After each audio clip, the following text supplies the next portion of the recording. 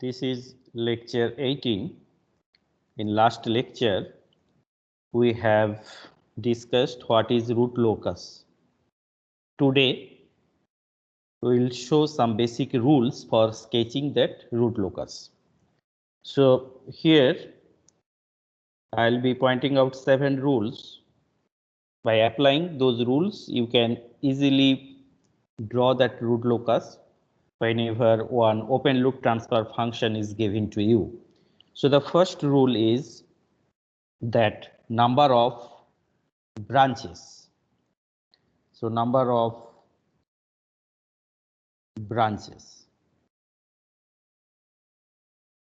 As we know, whenever we vary that gain, how the closed loop poles will be varying, its representation, graphical representation is known as root locus. So the number of branches in one root locus is equal to the number of closed loop poles. Whenever one open loop transfer function is given to you, then just by looking at that characteristic equation, you can easily find that how many closed loop poles are there. So the number of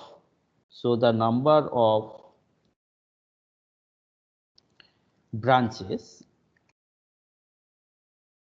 so the number of branches of the root locus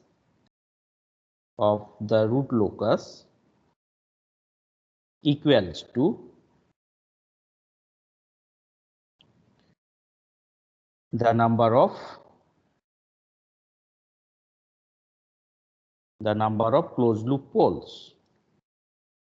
This is obvious. So we'll understand this particular fact from one example. So let us see. Say suppose you have one characteristic equation here, that k is that gain which will be varying, and you have that open loop transfer function, or you can say that loop transfer function, that is g of s h of s, that loop transfer function. So this is equal to 0. So from here we can see that the number of closed loop poles, so that means if you just multiply this numerator and denominator by s plus 3 into s plus 4, so here you have, that means the characteristic equation that you have, that is s plus 3 into s plus 4 equal to that k. So that means that is that varying parameter 2 equal to 0. So here you can see the number of closed loop poles. So the number of closed loop poles equal to 2, because you can see if you just multiply this one, the degree would be 2. So the maximum degree of that characteristic equation is 2.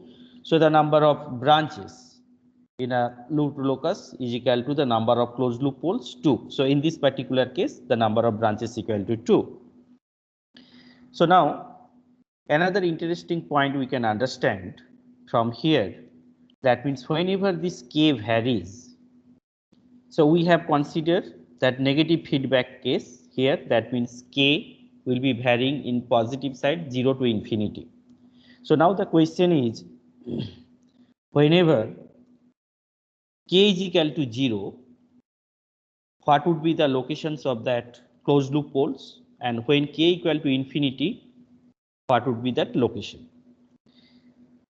So from this particular characteristic equation, we can see that open loop poles,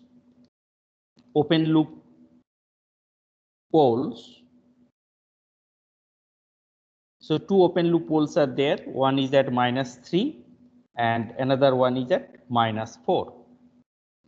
And 0, there is one finite 0, that is -2, and another 0 is there, that is at infinity. So now these are the open loop poles and zeros. So mind that these are the open loop poles. But root locus is the graphical representation of closed loop poles whenever that K is varying.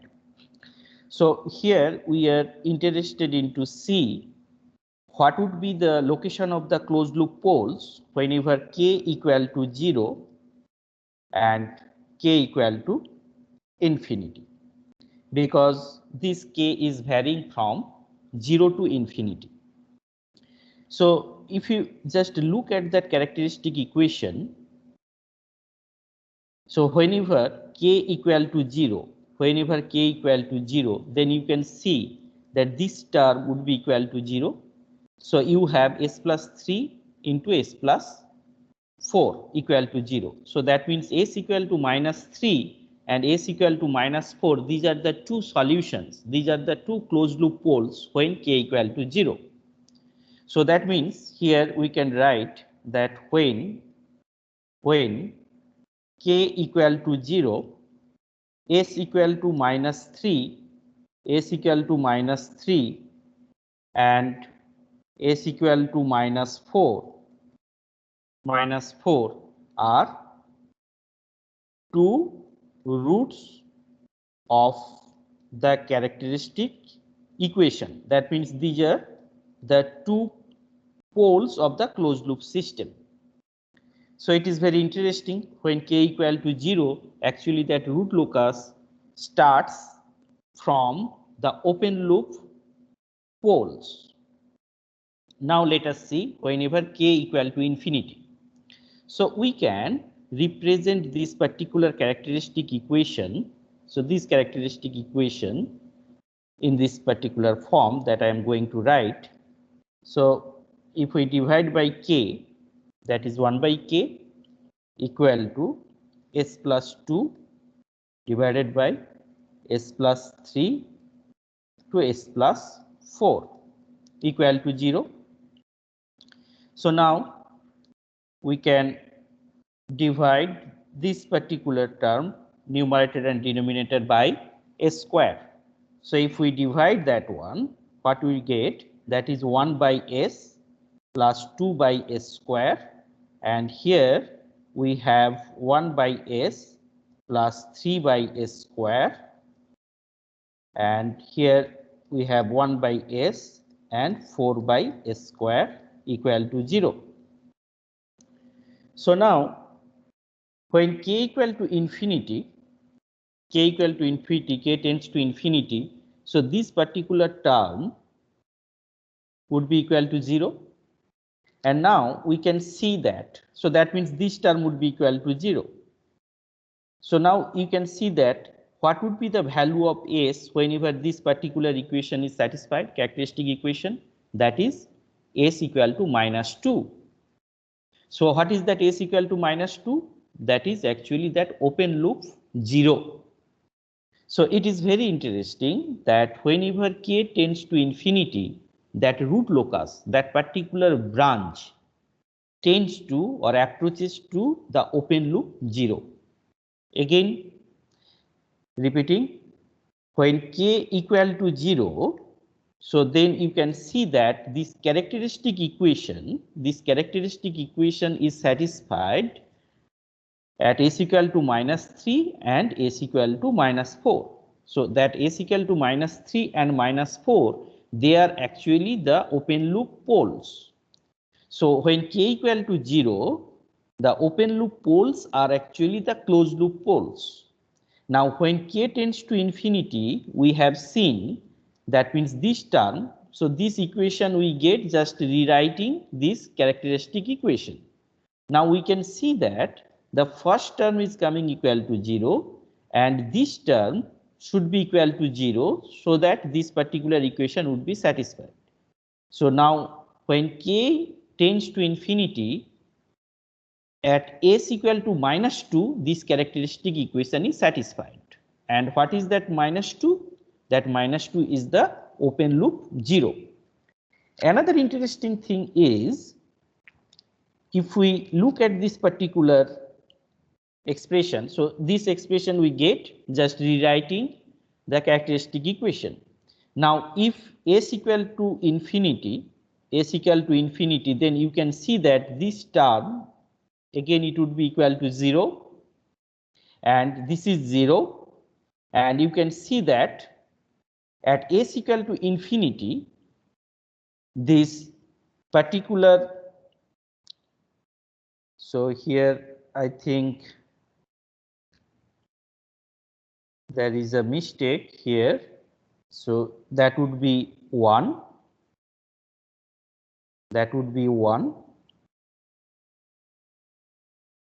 because we are dividing by s square, so it would be 3 by s 1 plus 4 by s, otherwise it would be 0 by 0, so that does not make sense. So here whenever s tends to infinity, then we can see that this term is coming as 0, and here this is equal to 0 and this is equal to 0, so that is 0 by 1. So that means this particular equation, that is the characteristic equation, is satisfied whenever s tends to infinity. So as I have pointed out here, if you look at that loop transfer function, it has one finite 0 at minus 2, but there is another 0 which is that infinite 0, infinity.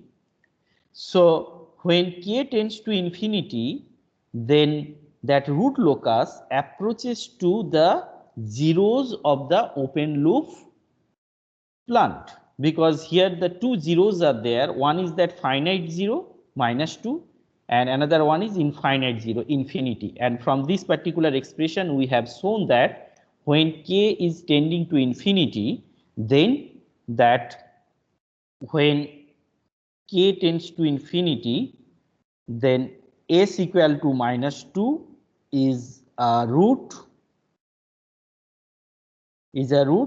of characteristic equation. That means that is that closed loop poles. So at k equal to infinity, zeros of the open loop system would be the poles of the closed loop system. So k tends to infinity, s equal to infinity is a root of characteristic equation. So here in the first rule, what we have seen, the number of branches is equal to the number of closed loop poles, and here we have seen that when k is varying from 0 to infinity, at k equal to 0, that root locus is at the open loop pole location, and when k tends to infinity, the root locus is at the open loop 0 location, and at k equal to 0, that open loop pole is equal to that closed loop poles, and when k equal to infinity or k tends to infinity, that open loop 0 is actually the closed loop poles.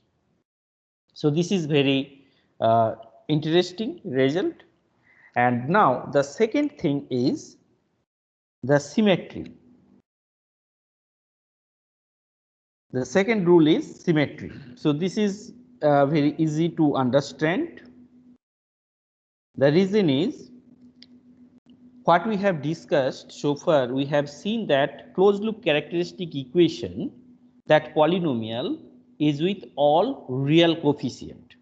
So since it has all real coefficients, then the roots of that polynomial, it would be either real number, or if it is complex, that would be complex conjugate. That means with respect to the real axis, all the roots would be symmetric. So that means as the root locus is the graphical representation of all closed loop poles, and as the poles locations are symmetric to the real axis, so then closed root locus is symmetric with respect to the real axis.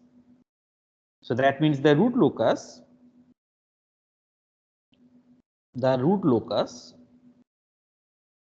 is symmetrical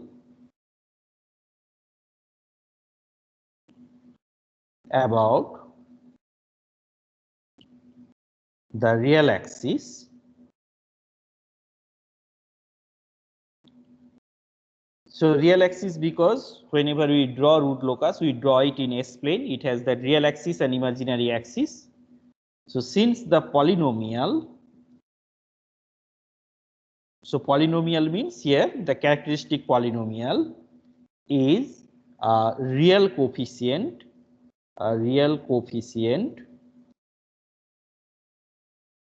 polynomial.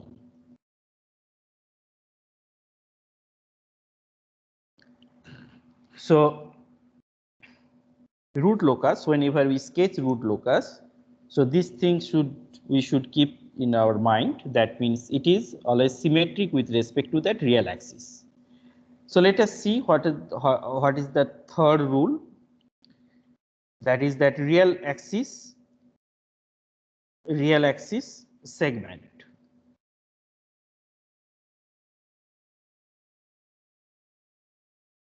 So real axis segment means, so if you just consider that S plane, say this is that S plane, so this is sigma and this is j omega, this is that S plane. So now we have seen from that pole zero plot, whenever one loop transfer function is given, suppose in this case have pole here, another pole here, so those poles are actually that open loop poles. So one pole here, and suppose you have 1 0 here.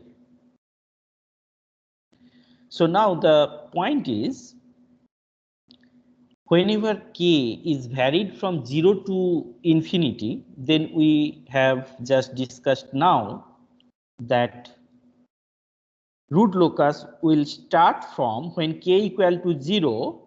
So root locus will start from those pole locations, and those poles are actually that open loop poles. And one of the branch will end up here at the 0 location. The reason is when k tends to infinity, that closed loop, one of the closed loop poles will be tending to that 0th location, and the other two branches will be going to infinity, because that we have discussed here.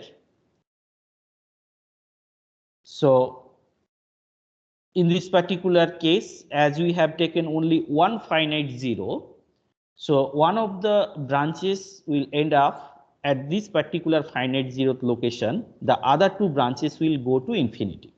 But that is actually not our objective here. Our objective is, whenever that root locus will start from this particular open loop pole location that we have discussed. Now the question is whether, say suppose for this particular pole, so it starts from this point, then it may go along this direction, or it may go along this direction, or it may simply go in other directions. So now the question is the real axis segment. The real axis segment means whenever that poles, closed loop poles or root locus will be moving on the real axis, which portion of the real axis will be the part of root locus. So let us discuss it in detail, so then I think it would be clear. So here we have say two open loop poles, and let us see. So suppose you have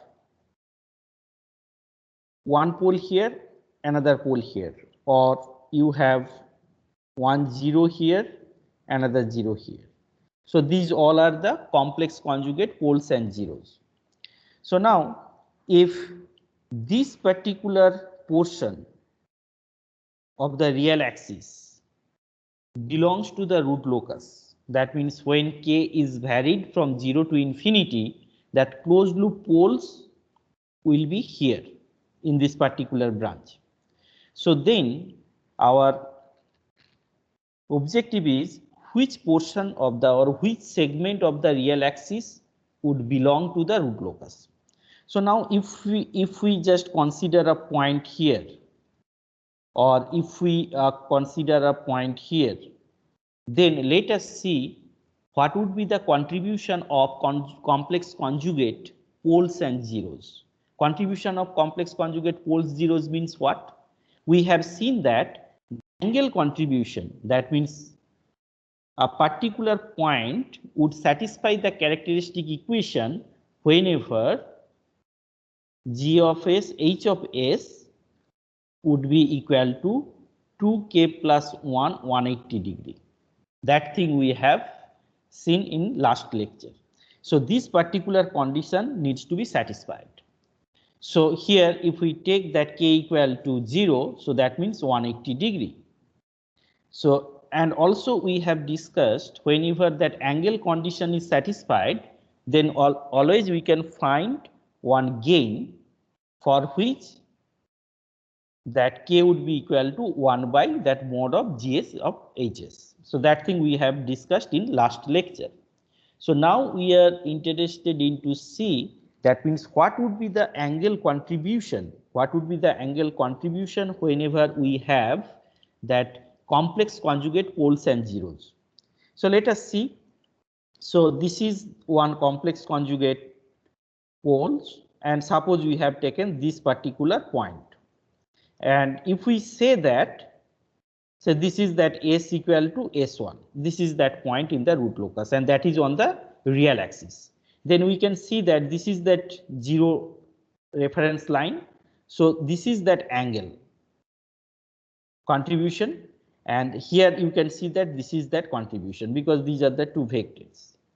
So what is the contribution? So this angle plus this angle would be equal to 360 or 0 degree, and here you can see that means what would be the contribution from a complex conjugate 0. You can see here that this is that angle, and here this is that angle. So that means this angle and that angle, again that is 360 degree.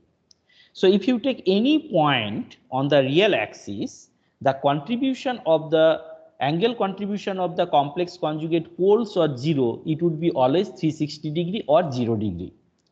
So that is very interesting and important concept in root locus. The resultant contribution of complex pole and or 0, that means if you take pole or 0 or pole and 0, is always it is 360 degree or 0 degree. So that means you can say that the pole, that means if you have complex conjugate poles or zeros, and if you take any point on the real axis, the contribution due to that complex conjugate poles and zeros, it would be 0 degree. So that means if you have complex conjugate poles or zeros like this and that, so what you can have? You can have 0 degree here. So now, but one particular point on the real axis, suppose this point, we have considered this particular point, so s equal to s1 would be the solution, would be the root of the characteristic equation if it satisfies this particular condition, angle condition. But we have seen that if it has complex conjugate poles or zeros, its contribution is 0 degree. So we need actually 180 degree to satisfy it. So let us see what happens. So suppose you are here. So if you are here, so then you can see that for this particular pole, its contribution is 0. For particular pole, its contribution is 0. Why I am telling 0? Because if you just draw this vector, then this is along that 0 degree line. For this one is also 0. For this one is also for 0. For this one is also for 0.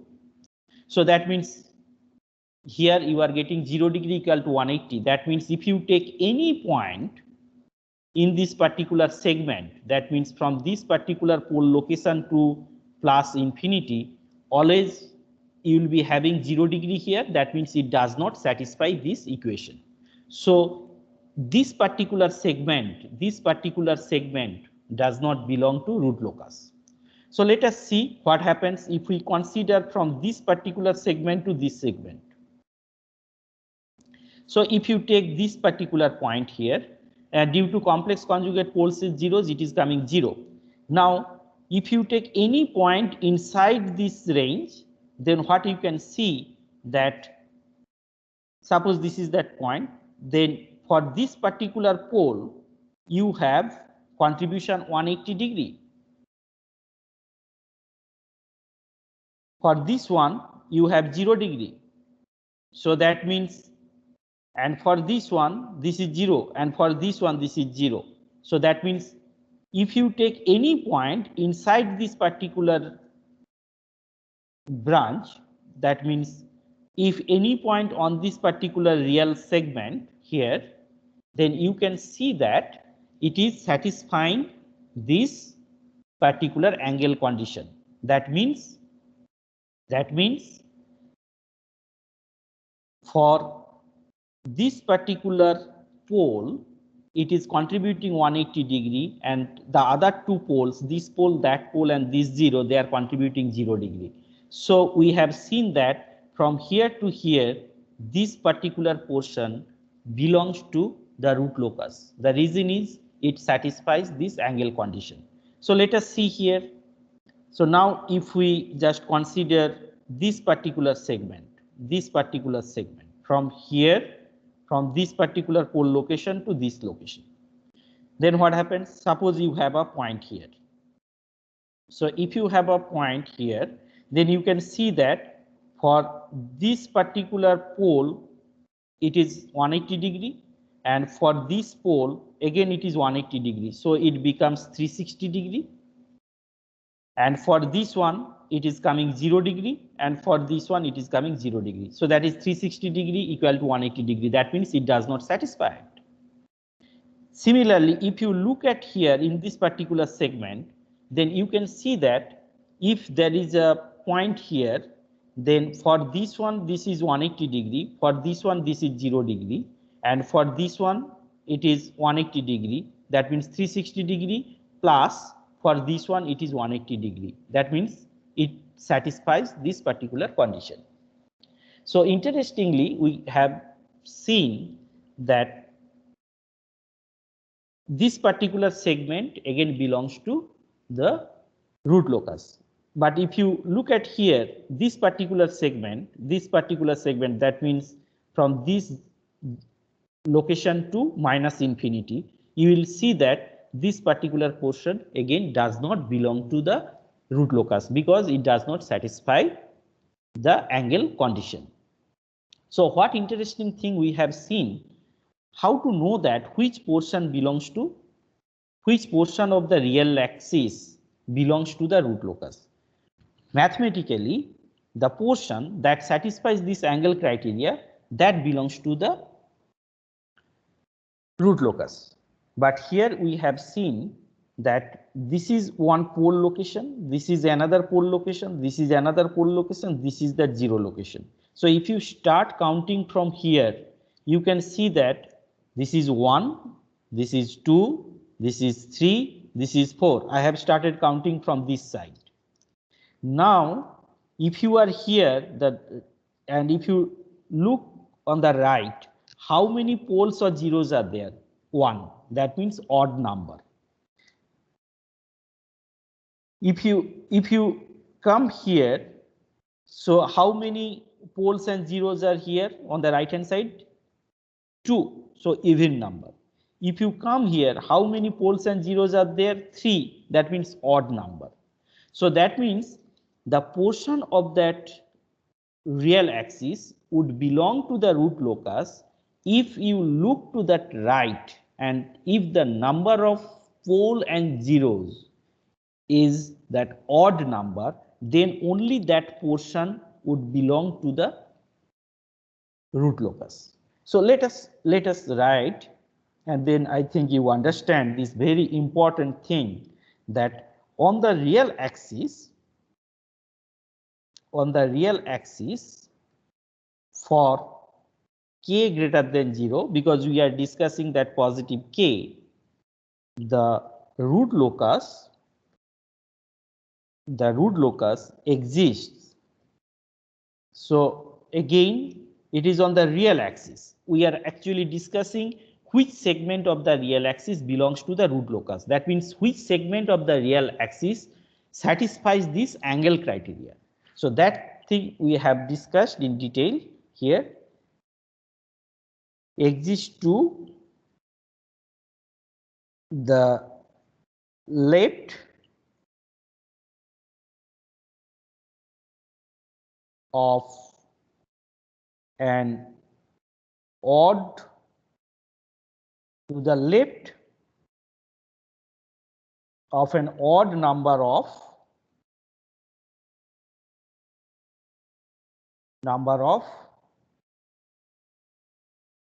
real axis. So that means if you look at to your right,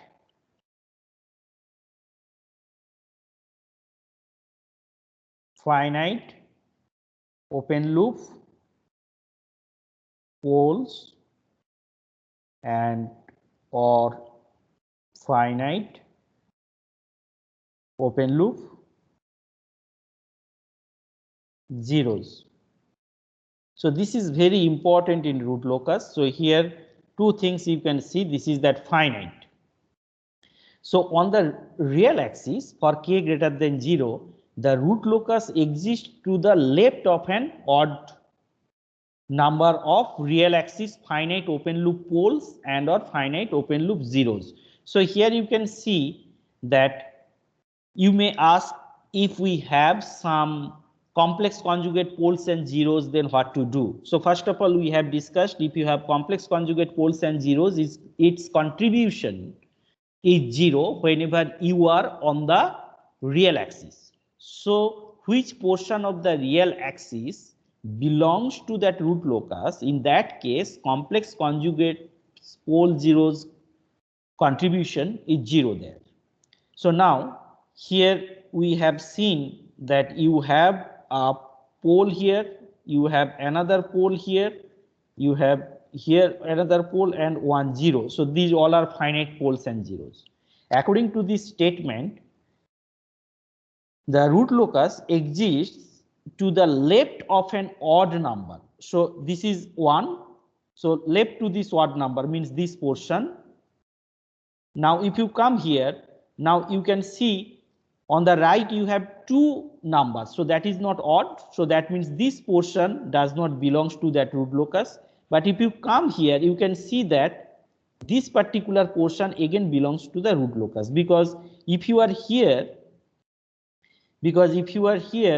then you can see that on the right you have 3 number of poles, but if you are here, you can see that you have 4 number of poles and zeros. So in this particular example, so this particular portion and this particular portion belong to the root locus. So this is very important. This rule 3 is very important. So now let us see the fourth rule, that is centroid and asymptotes.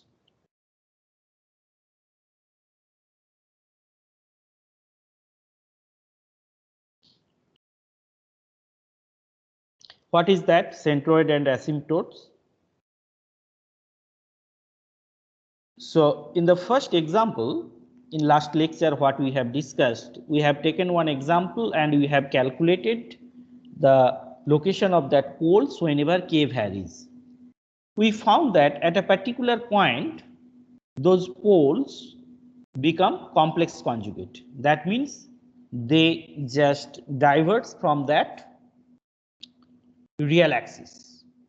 So whenever you start varying that k, after a value of k, you will see that those poles will be complex. That means they will be going away from the real axis. So here, if you have some zeros, open loop zeros, which are infinite zeros, so in that case, this is one of the rules of root locus. That means when k tends to infinity, so in that case, that root locus approaches straight line as asymptotes. So let us just discuss these things through some example, then I think it would be clear. Let us see. So first of all, the statement is the root locus approaches straight line.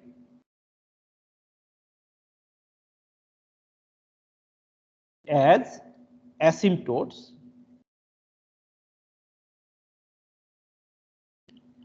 as the locus approaches infinity. So when that root locus approaches infinity, whenever that open loop plant has some zeros at infinity. So that means here, if we just consider that this is that real axis and this is that imaginary axis, say suppose you have one pole here, another pole here. Just now what we have discussed, that this particular segment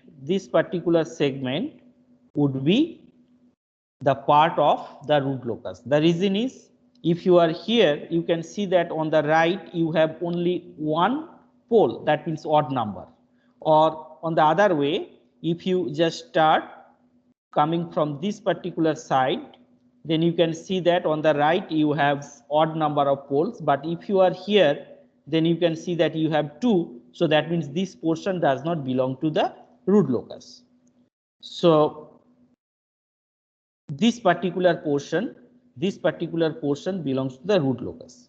So now if you start, so what we have seen so far, that means this particular value would be k equal to 0 and k equal to 0, because root locus starts from the pole locations, open loop pole location. So then if you start varying that k, we have seen that when k tends to infinity, those poles will be moving towards that 0, open loop 0. So that means there should be a point somewhere it will go away from the real axis. So now the point is, it may go along that direction, or may go along that direction. We do not know. So it can go in any directions. So just from these asymptotes and centroid, we will be able to say that along which direction it will be going. So let us see. So that means we need to find a point on the real axis which is called that centroid, and from that centroid, basically, so suppose you get say this type of, suppose you get, say this is that centroid. So there is a point on the real axis, and here you have these two asymptotes, and then you can see that, so those poles, so basically will be moving along that line whenever k is tending to infinity. And as I have pointed out, the root locus approaches straight line.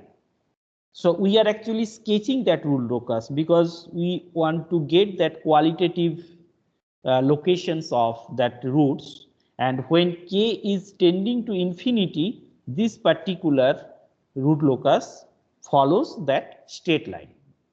So now we are just trying to understand what would be the point here. So this point is called that centroid, and how many asymptotes you would have, that we are going to calculate.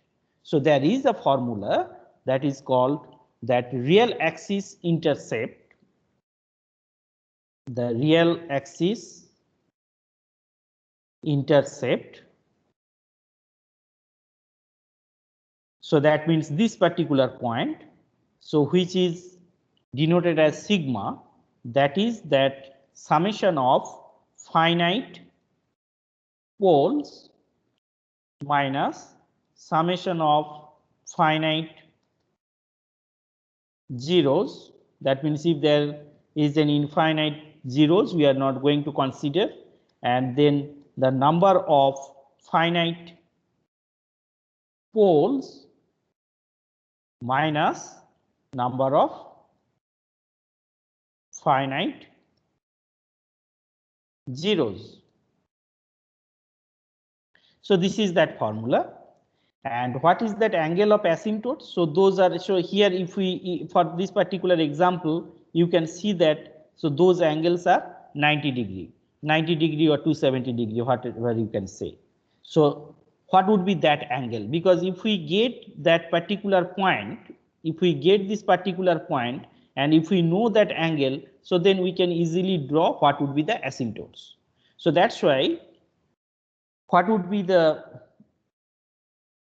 formula for getting that angle of asymptotes? So angle of asymptotes, that is equal to theta.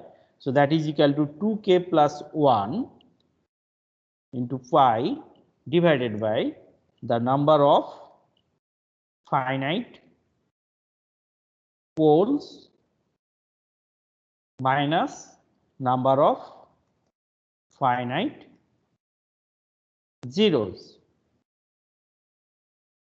So here you can see, and k equal to say 0 plus minus 1 plus minus 2, so on.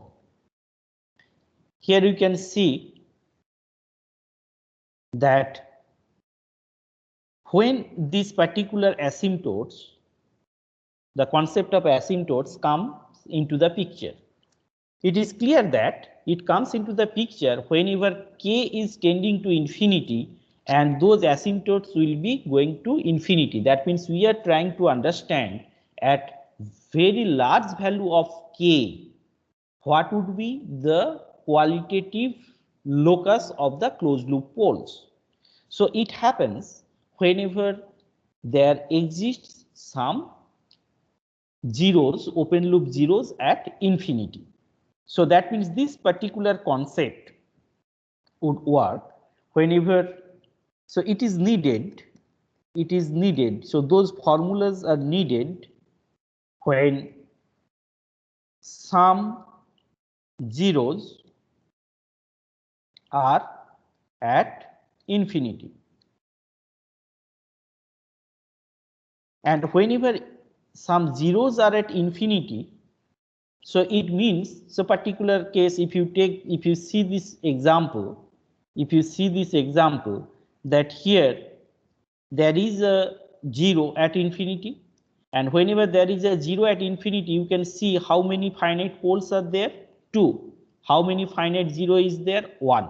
So there is no possibility of having same number of poles and zeros. So whenever there is same number of poles and zeros, then there is no 0 at infinity. So in that case, the concept of centroid and concept of asymptotes would not come into the picture. That means whenever the number of poles is equal to number of zeros for the open loop system, so then there is no concept of asymptotes and centroid. So that means if you look at this particular formula, so then you can see that number of finite poles and number of finite zeros. So that means this angle of asymptotes would come into the picture whenever number of finite poles is greater than number of finite zeros. That means there are some zeros at infinity. That means this particular definition is well defined. So let us take one simple example and try to understand what is, suppose you have one example, that is g of s equal to k say s plus 2, s plus 4, s plus 6. So this is that open loop. So that is actually k, g of s, h of s. So now we are trying to understand that how many finite poles and zeros are there. So here you can see that so number of finite poles equal to 3. So they are actually -2, -4 and -6. And the number of finite zeros, that is 0. So here this finite. So then what would be sigma? So that sigma, this sigma, here you can see that sigma, this formula is summation of finite poles minus summation of finite zeros divided by number of finite poles minus finite zeros. So what is the summation of finite poles? So summation of finite poles are -2, -4, -6. So -0, there is no finite 0, divided by 3 minus 0.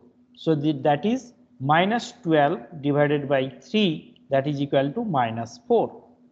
So the centroid is at -4. And then what is the angle of asymptotes?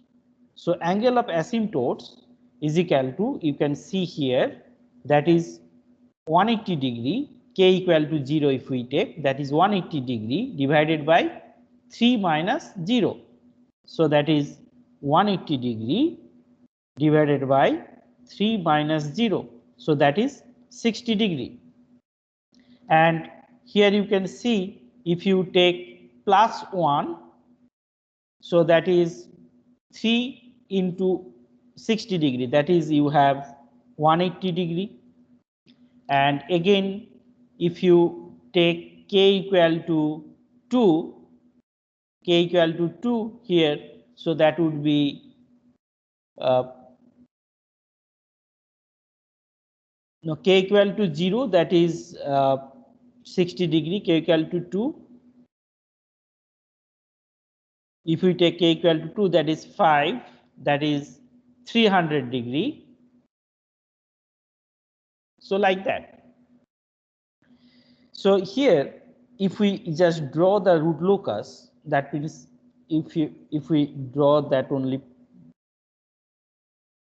draw that root locus, what will you get? That is that real axis, that is imaginary axis, and this plane is S plane. And now we'll first draw that location of that open loop poles, so that at -2, -4 and -6. So at -2, at -4 and at -6. And then you can see that what is that location of that centroid, that is at -4. So this is that point, this is that point of that centroid, and there are 3 asymptotes. Here you can see 60 degree, 180 degree and 30 degree. So asymptotes, one is with angle 60 degree, so this angle is 60 degree, and another angle would be that 180 degree, so this is 180 degree, and that 300 degree is this one. So that is very easy to understand, because we have already discussed that root locus is symmetric with respect to the real axis.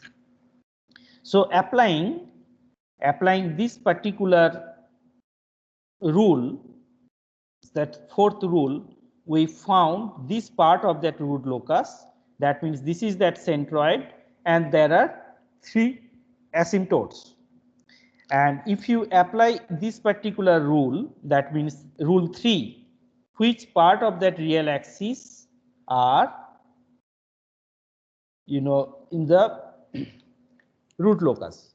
So here you can see that this portion, that means if you are here on the right, you have only 1, and this particular portion, they are inside that root locus. So just by applying these four rules, we can have that part of root locus. But this is incomplete. The reason is we need to find the other parts. That means whenever k is gradually increasing from 0 to infinity, so at higher value, that means when k tends to infinity, we have seen, that means that root locus would be following that straight line path, the straight line like this. So that direction we have understood, but what happens at which location that closed loop poles would divert from this real axis, that thing we need to calculate. So let us see. So that is rule 5. This is called that real axis breakaway or break-in points. So real axis breakaway or break-in points means here you can see that this particular portion belongs to root locus. So there would be some points somewhere that it will go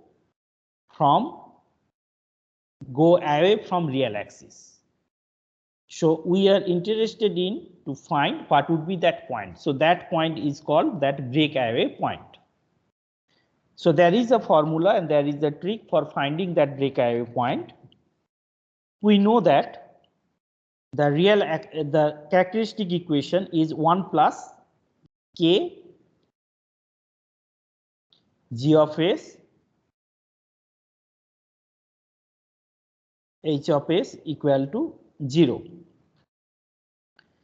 So then we need to write that k equal to 1 by g of s and h of s. Then you take the derivative of that k with respect to s. That means dk by ds. So calculate dk by ds and find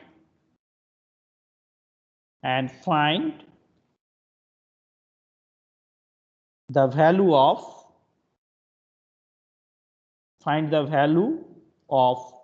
s so that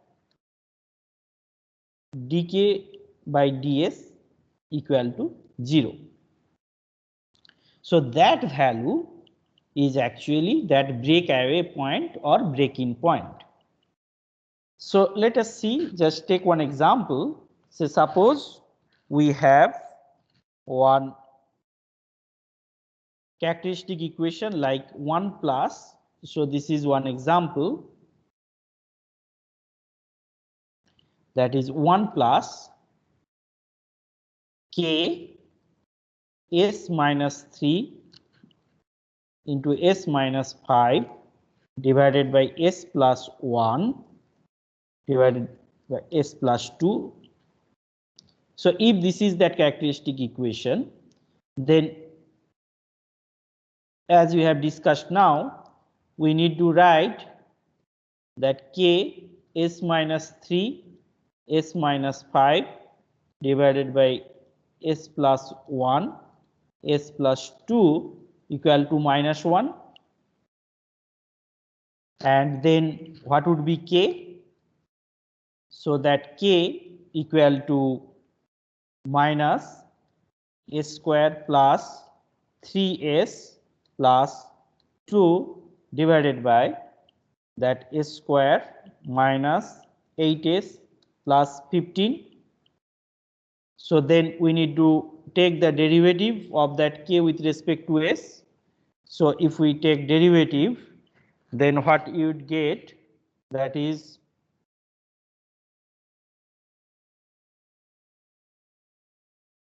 so you all should check this one, divided by s square minus 8s plus 15 whole square. So now at break in or break away point, so dk by ds equal to 0. So what would be that value? So you get one value is minus 1.45 and another value is S2 equal to 3.82. So then you need to check that which point belongs to the root locus. If both of them belong to the root locus, then one of them would be that break away point and other one would be break in point, or they may be both break away point. So that thing we need to check from that root locus. So what we have discussed here, that means whenever a characteristic equation is given, then you write that characteristic equation in that form, k equal to minus of 1 by g of hs, and here we have taken that one example, and we found that dk by ds equal to 0 at break in and break away point, and we get 2 points here, and we need to see whether those 2 points are on the break away point or not. You may ask how to check that one, because if you apply that rule 3, then you can see that which part of the real axis belongs to the root locus, and those break away and break in points, they are actually the real numbers. So just applying that concept, you can easily find which part of that which point belongs to the root locus. From there we can find that which one is that break away or break in point. So what we have discussed today, so we have discussed say 5 rules for sketching that root locus. The first one is the number of branches in the root locus is equal to the number of closed loop poles, and when k equal to 0, so then that root locus starts at open loop poles, and when k tends to infinity, then it ends up at open loop zeros. So at k tends to infinity, when k tends to infinity, the closed loop poles are actually that open loop zeros. The second thing we have discussed, that it is symmetric with respect to real axis, as all the coefficients are real. The third one is very important, that means which part of that real axis belongs to that root locus, and here we have seen that means if there is odd number of poles and zeros to the right, so then that portion of that real axis would be the part of root locus. The fourth one is that centroid and asymptotes. The concept of centroid and asymptotes comes into the picture whenever there are some open loop zeros at infinity. And we have seen how to calculate that open loop, asymptotes and centroids. And the fifth one is that real axis break away and break in points. So here we need to write that characteristic equation in terms of this k equal to something, and then you need to take the derivative with respect to s and then equate to 0, and from there you can find what would be the breakaway and breaking point. So in next lecture I'll be discussing another 2 rules, and after that we will be solving some problems from root locus. Thank you.